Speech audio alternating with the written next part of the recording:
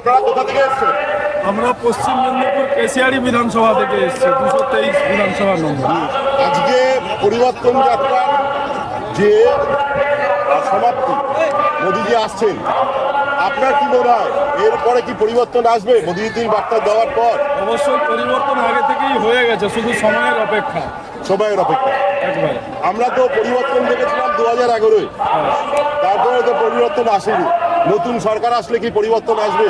নতুন সরকার এলে অবশ্যই পরিবর্তন আসবে। যেমন মা বোনেদের সম্মান সুরক্ষা আমরা দেব, সেই রকম আমরা বেকার যুবকদের চাকরি দেওয়ার বদ্ধপরিকর।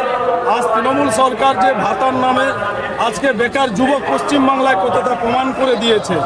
আজকে বেকার যুবকদের কর্মসংস্থান নেই, ভাতাতেই সন্তুষ্ট। যারা আমরা চাকরিজীবীরা ডিএ পাচ্ছি না, তার জন্য আমাদের এই আন্দোলন চলছে। পরিবর্তন করেই তবে আমরা শান্তি হব এবং পশ্চিমবাংলা সোনার বাংলা গড়ে আমরাই দেখাবো।